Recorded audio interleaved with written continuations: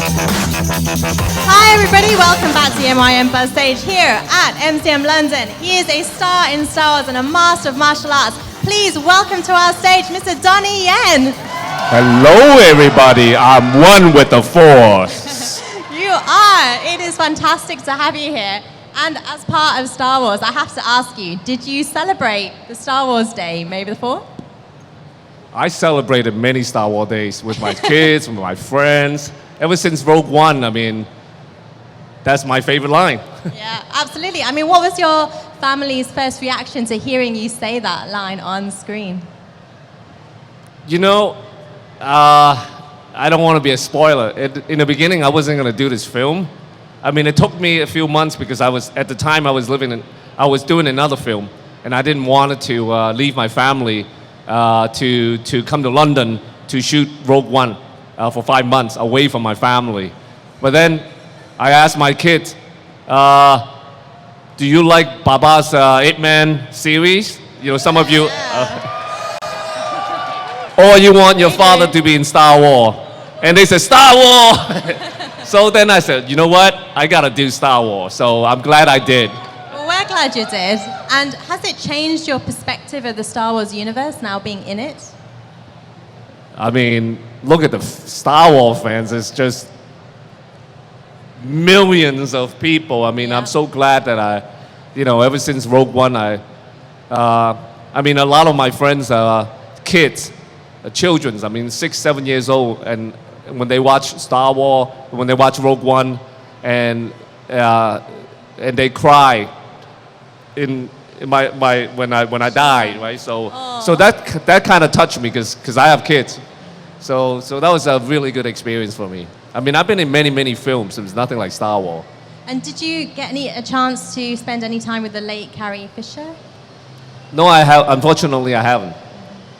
And we have to talk about your character, Chirrut, because he's fantastic. I mean, fighting blind is just amazing. At any point, did you forget that you're playing a blind character and look at your co-stars or the camera at all? I think some of you may probably read that originally my role wasn't supposed to be blind. It was right before we started shooting. We spent a couple of months between. I was in Hong Kong and the director Gareth called me, and we had several creative discussions, and it was my idea to make that character blind, because I just thought it would be a lot more interesting to play this person, and I felt because the fact that he couldn't see, he had to use his heart, and using your heart, you can connect with the Force a lot better, right? So, and I'm glad it turned out that way, and it wasn't an easy task because I have to wear these special lenses. By the way, I kind of suggested the color of the lenses as well, because originally the lenses wasn't supposed to be this color. Right. And then I just told him, I think this color would be a lot more appealing to. I actually asked my wife and my kids, with different colors, and they said, well, this is the color to go with. Your kids had a lot of influence. Yeah. So, but anyway, it wasn't an easy task on a daily basis because these lenses weren't that comfortable. I mean, they bother me, and I have to take them off every 2 hours because they irritate my eyes, and I couldn't really see clearly because somehow with the modern technology, I didn't know why they couldn't come up with more of a comfortable lenses, but anyway, so I have to kind of, I couldn't see clearly, and I have to kind of act a certain way, which actually helped my character. Well, I was wondering, I mean, certainly with the fighting, you did get some help from Baze. And I love the bromance between you two. Did you do any kind of preparation, any male bonding or anything to get into character? No. Actually, I worked with Jiang Wen, the character Baze, right? Yeah, give it up for Baze. I actually did a film a couple of years ago, a Chinese film, so I already know him. So he and we had no idea what we were, because we spent a lot of months shooting this movie. We know that we had a great responsibility toward all the Star Wars fans. he himself admitted he never saw a Star Wars film before, and he did it for the same reason I did it, to start off with for our children's. And of course, we at the end, we turn out to really fall in love with being in the Star Wars family. But each day, he and I just look at each other and, exchanging ideas and gossips in Chinese, so nobody can understand us. We just kind of, it's just two buddies hanging out on the set, and we came up with a lot of improvisations of how our characters interact with each other, and we kind of suggested these ideas to Disney, and they liked it. I said, how about a little bit sense of humor between these two characters, and they loved that idea. Well, it sounds like you had a lot of fun on set, and I'm wondering, because if it was me, I would do this. Did you ever try the stormtrooper suit on and do some martial arts? No, I didn't. They were, the whole Star Wars franchise, they're a little bit sacred about their each character, So I weren't allowed to touch, even playing one of the lead in the whole film. I had to have to ask permission even to touch some of the weapons, the guns and the stormtroopers outfit. Yeah. So, but I'm very happy with mine. So. And I always wondered, because there's essentially a 1 versus 10 stormtroopers fight. Yeah, Is yeah. that any paying homage No, at all? that was not my original. I had no idea. I think that was written in the script in the beginning. I think Right. that a lot of people did watch my Ip Man series, and I think that was one of the reasons I was invited to be part of Star Wars universe, because they want to see a little bit of that Ip Man image in Star Wars. So when I read the script and I said, you know what? How come there's 10 stormtroopers? So I got it. You want to see Ip Man kicking butts, kicking the stormtroopers' butts. Yeah. Well, I personally am really happy that you're here, because Ip Man was the first martial arts movie I ever watched, and it certainly got me into the genre. I wonder, what is the first martial arts movie that you watched? Wow, that's a long time ago. Oh my God, that's way before Bruce Lee days. I mean, I watched it. When I was a child, I grew up in Hong Kong, and they have these black and white movies, kung fu movies that they play all day long on TV. So I used to watch that, and then my father used to take me to all the Bruce Lee movies, and never expected to be an actor, and then now here I am sitting with you guys. I mean, I've done 70 movies in the past 35 years. Wow, that's amazing. And I have 2 movies coming up where I'll be starring and producing this year, the second half of this year, and probably 4 more movies next year. So, I don't know. I'm trying to hit the 100 movies numbers. I think you'll make it. Yeah, I'm going to try to make that number. And in terms of Ip Man and Bruce Lee, you obviously get to train him in the latter part of that series. So how difficult was it to find someone who could emulate Bruce Lee? Bruce Lee's my idol. I think he's also many people's idol.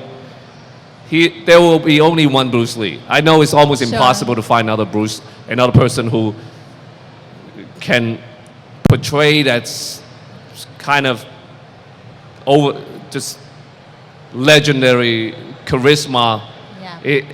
I don't think we can find a person like that. So therefore, the intention was just trying to bring the memory of Bruce Lee into Ip Man movies, my movies. Sure. Instead of trying to find an actor, who can live up with that expectation.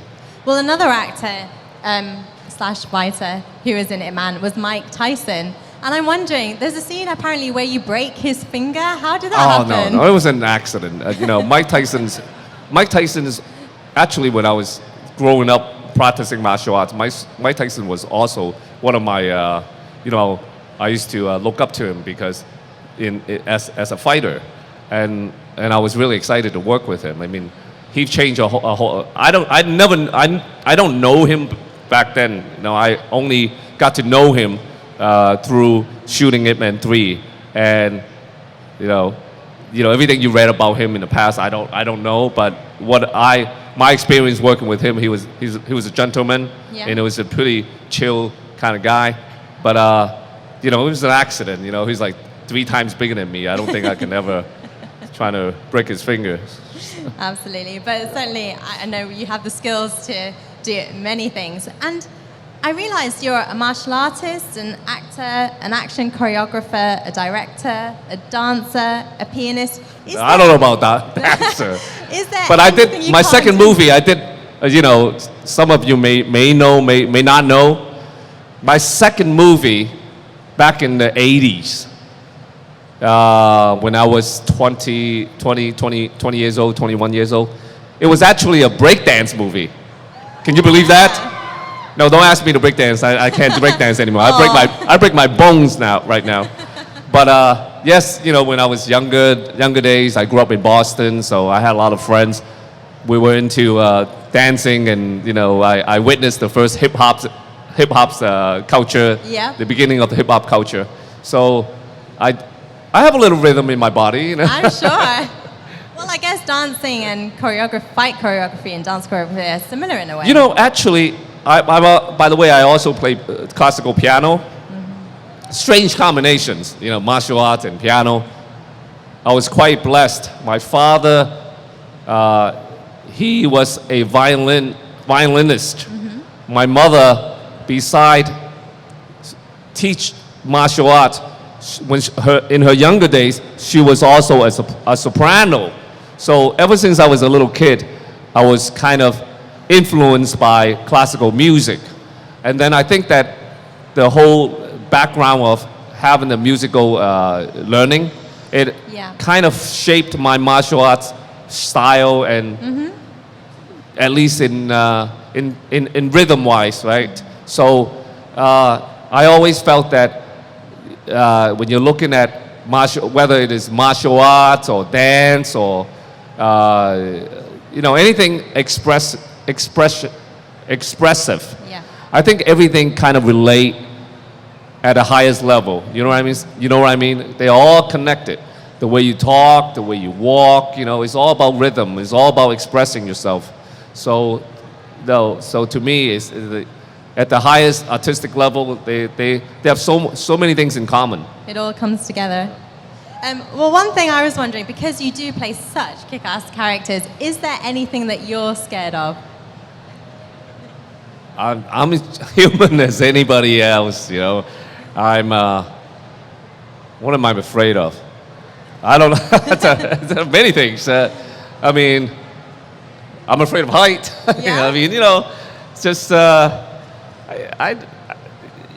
it's really depend on the moments of the day, you know. How brave you're feeling that day, yeah? Yeah, if you're tired, you know, you usually just kind of feel like you're afraid of walking. You know? And finally, I wanted to ask, I suppose for me, your 2 most famous characters, if they had to battle, Chirrut Îmwe versus Ip Man, who would win? Yeah, I think the audience decided for you. I don't know, you know. I think Chirrut, he certainly have a lot of Ip Man in him. Yeah. And now, after I played Chirrut, I have the Force, and I'm going to use the Force to help Ip Man Part 4, which, by the way, will be starting to shoot in production Fantastic. next year. So you're going to see a brand new, another level of Ip Man, because the new Ip Man have the Force. Ip Man plus the Force, wow.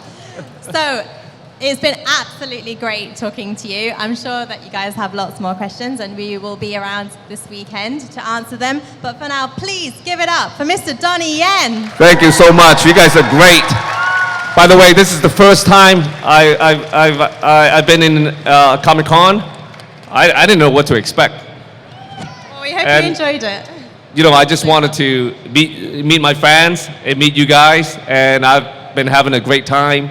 I just want to wish everybody to enjoy the day, have fun, and just cheers. And of course, the most famous line, right? May the force be with all of you.